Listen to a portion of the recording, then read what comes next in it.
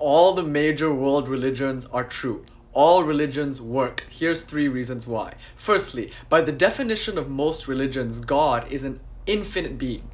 That means an infinite being should be able to express itself in an infinite number of ways and be reached through an infinite number of ways. So to limit an unlimited being to this or that religion is therefore a theological mistake. Second, if we are to judge a tree, we should judge it by its fruits. Now, all the major world religions have created innumerable saints and mystics and teachers who have inspired people, inspire people today, and continue to inspire people. These saints of all the major world religions are paragons of virtue and charity and service.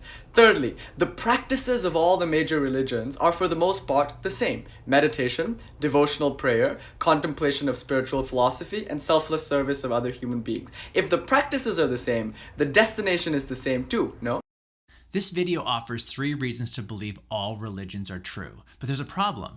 Each reason fails because it has a fundamental flaw. Let's briefly look at each.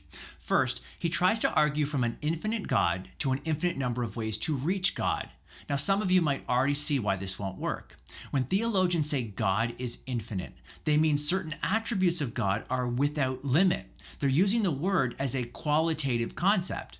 But when they say that there's an infinite number of ways to reach God, we're using infinite as a quantitative concept. So the first reason relies on an equivocation of the word infinite. Second, he claims that all the major world religions have produced morally noble people. But this falsely assumes they all agree on what it means to be a moral person. After all, a saint in Hinduism is an idolater in Christianity, and a saint in Christianity commits the unforgivable sin in Islam, the sin of shirk.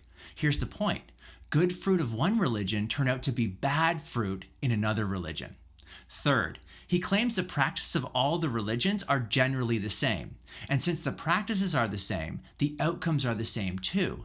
But this is demonstrably false. For example, having sex with your wife and having sex with your neighbor's wife may be the same practice, but there is a totally different moral outcome.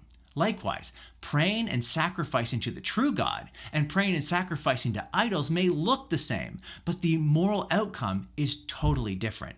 Worshipping and serving a false god is spiritual adultery.